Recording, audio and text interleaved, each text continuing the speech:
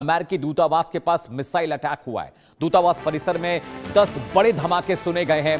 हमले के बाद इलाके में हाई अलर्ट जारी किया गया है। सुरक्षा एजेंसियां हमले की जांच में जुटी हुई हैं। इस वक्त की बड़ी खबर आपको बता दें, मिडिल ईस्ट में जारी भीषण संघर्ष के बीच अब तेल अवीव से बड़ी खबर है, जहां पर जानकारी सामने आई है कि एक के बाद एक कई धमाके सुने गए हैं। तेल अवीव में जो अमेरिकन एम्बेसी है उसके आसपास मिसाइलों के हमले हुए। तस्वीर आपकी टीवी स्क्रीन पर है। जो टेल आपको दिखाई दे रही है स्मोक की, वो मिसाइल्स अटैक हुए हैं। अफरा तफरी का माहौल है। शुरू की रिपोर्ट यह कहती है कि दूतावास परिसर के पास एक घातक मिसाइल गिरी है। हालांकि कितने लोग जख्मी हुए हैं, कितनों को चोटें आई है, इसे लेकर डिटेल हमारे पास नहीं, लेकिन 10 बड़े धमाके वहां पर सुने गए हैं। और ईरान अभी भी अमेरिकी अड्डों पर लगातार हमले कर रहा है। Iraq, Iran, Tehran, Kuwait, Jordan, Azerbaijan, इसके अलावा यूएई में अबू धाबी और इसके अलावा शारजाह में भी अटैक हुआ है।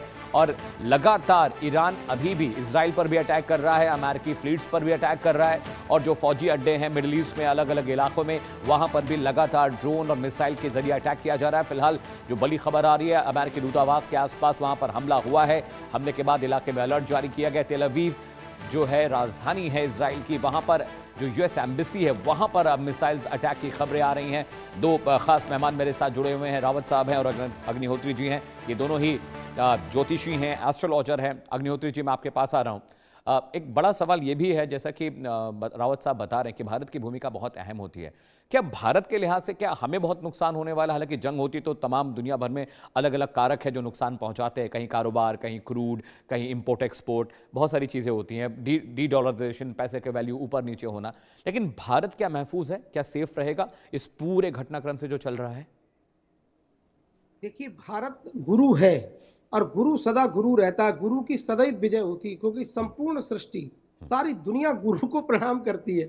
मतलब मैंने ये देखा है लौकिक व्यवहार जगत में कि जो लोग बहुत ही हलकट बुद्धि के होते हैं, वो भी जाकर गुरु को जरूर माथा टेकते, कहते हैं गुरु जी आपके बिना तो गति है ही नहीं, भले ही हम गुंडे हैं, बदमाश हैं, कुछ भी हैं। तो गुरु भारत है, ओनली फॉर भारत इंडिया। और कोई व्यक्ति गुरु नहीं हो सकता है। तो गुरु के ऊपर क्योंकि भगवान की कृपा होती है, गुरु और भगवान दोनों एक समान होते हैं। तो कहीं ना कहीं हमारे देश में देखिए, युद्ध से तो प्राय सभी को नुकसान ही होता है। ये मैं पहले कह चुका हूँ। वाल्मीकि रामायण का एक कथन है, वशिष्ठ जी कहते हैं, साहब भगवान राम ने स्वयं कहा है वाल्मीकि रामायण में, युद्ध करने से केवल और केवल हानि होती है, फायदा नहीं होता है। जीतने वाले का भी, क्योंकि उसके भी सैनिक बने, उसका भी बहुत नुकसान हुआ है। पर भारत में क्योंकि बहुत बड़ी सुदृढ़ता है, जैसे अभी हमारे रावत जी साहब ने कहा, भारत की कुंडली, और हमारे नरेंद्र मोदी जी साहब जो इस समय देश का नेतृत्व कर रहे हैं, बहुत ही भारी भरकम है। उनके ग्रह बहुत अच्छे हैं, उनकी कुंडली बड़ी मजबूत है। तो ऐसे मजबूत व्यक्ति के साथ में भगवान, जो हमारे ग्रह हैं वो भी सब रहते हैं, और भगवान की कृपा भी रहती है। और बाकी इस भारत में सिर्फ जो है बहुत बड़े बड़े संत, महात्मा, साधु, ऋषि, महर्षि, देवर्षि, जो हम लोग रात दिन माला जपते हैं। वो क्यों जपते हैं? हमारे देश के नागरिक सुरक्षित रहे, हमारे देश की मान मर्यादा सुरक्षित रहे, हमारे भारत के मंदिरों की मान मर्यादा सुरक्षित रहे। तो ये सब हमारे देश के ध्वजा, पताकाएं, मंदिर और ये सब कुछ सुरक्षित रहे। तो इसके लिए हम लोग जो रात दिन पूजा करते हैं वो किसी अन्य देश में नहीं होता। ये बड़ा जिम्मेदारी का बयान है आपके इंडिया न्यूज चैनल से। तो कहीं ना कहीं परमात्मा, प्रधानमंत्री नरेंद्र मोदी की कुंडली क्या कह रही है आचार्य? प्रधान नरेंद्र मोदी की कुंडली क्या कह रही है? देखिए, नरेंद्र मोदी जी की कुंडली बहुत अच्छी कुंडली है। उनका लग्नेश भी दशम में है और बहुत अच्छा है। उनकी कुंडली तो एक दबंग व्यक्ति की जैसे कुंडली होती है, वो कुंडली है। तो उनकी कुंडली में तो बहुत ही अच्छे अच्छे योग बने हुए हैं। उनको तो कोई जल्दी, और आपने एक 10 साल के कार्यकाल में देखा कि वो व्यक्ति किसी के आगे मतलब झुकने वाला नहीं है, ये आपने ये देखा। तो वो उनके ग्रहों की ऐसी कृपा है और ग्रहों का ऐसा बल है उनके अंदर कि किसी से दबना नहीं, अपने मन से बढ़िया काम करना। और उन्होंने वो काम किए, आज से पहले पीछे किसी प्रधानमंत्री ने ऐसे काम नहीं किए। कोई प्रधानमंत्री रहा हो भारत का, ये पूर्ण रूपेण आपके चैनल से हुंकार भरता हूं, एक भी नहीं हुआ। और आने वाले इस कमीने युग में क्या हो सकता है, मैं क्षमा चाहता हूं, एक शब्द मुझे बोलना पड़ा। तो क्योंकि अब अगर हो और भगवान की अगर कृपा रही तो आने वाले समय में हमारे योगी आदित्यनाथ जी प्रधानमंत्री बनेंगे और दिव्य होगा, बढ़िया होगा। तो ये मैं शुभकामनाएं अपने भारतवासियों को देना चाहता हूं। और निश्चित हमारे ऊपर, क्योंकि गुरु बृहस्पति शुक्र की इन सबकी कृपा होगी और ये सब लोग पराजित होंगे। देखो, हानि तो होगी, ऐसा नहीं जी। हानि नहीं होगी। देखो, हानि तो होगी, क्योंकि ग्रह तो हमारे उनके साथ, जो ग्रह हमारे साथ वो उनके साथ है। तो अगर कुछ योग गलत बने, जैसे अंगारक योग चल रहा है, अंगारक योग सभी को भाई एक्सीडेंट, चोट चपेट ही करता, तो ऐसा नहीं कि भारत वालों के नहीं होंगे, होंगे। पर अगर कोई व्यक्ति इसमें नारायण कवच का पाठ करता है, देवी कवच का पाठ करता है, गोपाल कवच का पाठ करता है, गायत्री कवच का संध्या वंदन करते समय पाठ करता है, तो उसके ऊपर अटैक होगा पर उसकी जान माल को खतरा नहीं होगा। और यही खतरा अगर यही अटैक अगर बाहर होंगे तो वो खत्म हो जाए, क्योंकि उसके बाद में कोई ठीक है। अध्यात्म शक्ति नहीं, उसके बाद कोई दिव्य शक्ति नहीं है साहब। बिल्कुल तो ये संजीव जी, भारत इससे की पहले कि मैं रावत साहब के पास जाऊं, एक बड़ी खबर आ रही है, उसका रुख करना जरूरी। जी हाँ, ईरान के शिराज शहर पर बड़ी खबर आ रही, वहां पर हमला हुआ है। हमले में 20 लोगों के मारे जाने की खबरें आ रही है। वॉर ब्रेकिंग से आपको वाकिफ करा रहे हैं। 30 जख्मी हुए हैं। रिहायशी जो इलाका है वहां पर निशाना बनाया गया। ईरान का शिराज शहर सिविलियन इलाका है, आउटस्कर्ट्स का इलाका है। 20 लोग हमले में मारे गए, 30 लोग जख्मी बताए जा रहे हैं। इस वक्त की बड़ी खबर आपको बताएं, तस्वीर आपकी टीवी स्क्रीन पर है। ये बीती रात की तस्वीर है जहां पर शिराज में सिविल इलाके पर एक रॉकेट गिरा है, जहां पर बहुत हैवी कैजुअलिटीज हुई हैं। 20 की मौत हुई है, 30 जख्मी बताए जा रहे हैं और जो प्रॉपर्टीज हैं उनको भी नुकसान पहुंचा है। तस्वीर आपकी टीवी स्क्रीन पर है। कल रात ये हमला हुआ है, बीती रात, और उसके बाद वहां पर अफरा तफरी का माहौल है। अमेरिका इजराइल अभी भी लगातार रिटेलिएशन कर रहे हैं ईरान के मुख्तलिफ इलाकों में। मेरे साथ डॉक्टर एच एस रावत साहब हैं, एस्ट्रोलॉजर हैं। रावत साहब, एक बहुत इंपॉर्टेंट पहलू ये होता है कि कहते हैं ज्योतिष में कि ग्रह आपके पैदा होने के साथ ग्रह आते हैं, आपका अच्छा बुरा उसी वक्त तय हो जाता है। उसके असर को हम थोड़ा कम कर सकते हैं, शुभ असर को अपने अच्छे कर्मों से, पूजा पाठ से, स्टोन से बढ़ा सकते हैं।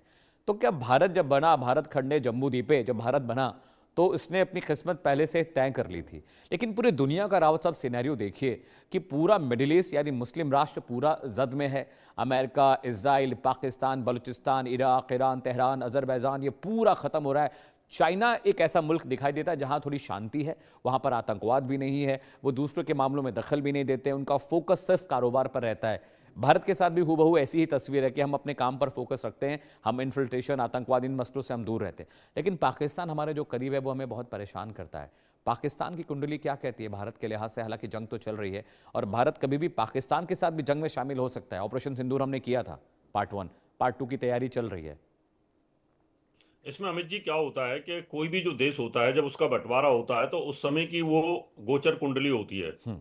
हमारा जब बंटवारा हुआ था 15 अगस्त को, यानी 14 अगस्त को पाकिस्तान ने डिक्लेयर किया था, 15 अगस्त को इंडिया ने डिक्लेयर किया था।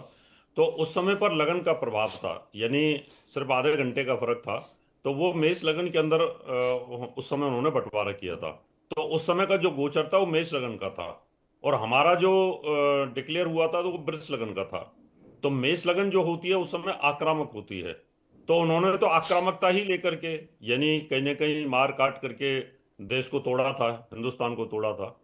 और आज जो स्थिति अगर उसकी देखी जाए, पाकिस्तान की जो स्थिति है, वास्तु दोष में है वो। कोई भी जो देश होता है उसके वास्तु के ऊपर बहुत बड़ा असर होता है। राइट। चाइना की जो वास्तु है वो काफी पावरफुल वास्तु है। चाइना के साउथ के अंदर अगर देखा जाए तो हिमालय पर्वत है जो उसकी बैकबोन को मजबूत करता है। उसके ईस्ट में समुद्र है, पानी है, और उसकी जो सीमाएं हैं वो वेस्ट से भी ब्लॉक हैं, और नॉर्थ के अंदर भी उसकी सीमाएं खुली हुई हैं कहीं ना कहीं। हमारा हिंदुस्तान जो है उसके ईस्ट में पानी है, इसलिए हम प्रोग्रेस करते हैं, बहुत स्लो कर रहे हैं, धीरे धीरे किए हमने। हमारे से बाद में चाइना आज़ाद हुआ था और हमसे आगे निकल गया। हमसे बाद में आज़ाद हुआ था जापान, हमसे आगे निकल गया, और इजराइल भी। तो हमारा जो वास्तु है, हमारे दक्षिण में पानी है, हमारे पश्चिम में भी पानी है। तो जिसके कारण कहीं ना कहीं भारत के 3 टुकड़े हो गए। हमसे बांग्लादेश अलग हो गया, हमसे पाकिस्तान ठीक है। अलग हो गया, हमसे अगर अफगानिस्तान अलग हो गया। जी तो जी। कहीं ना कहीं जो पाकिस्तान है वो अपने वास्तु दोष के, अपने कर्म को भोग रहा है, और साथ में उसकी जो ग्रह गति है वो बड़ी गंदी है, और आगे आने वाला समय उसका बहुत बुरा आने ठीक वाला है है। रावत साहब, तो जो आपका लगन भी है और उसके अग्निहोत्री साहब आपका भी बहुत बहुत शुक्रिया। ज़्यादा वक्त मेरे पास नहीं।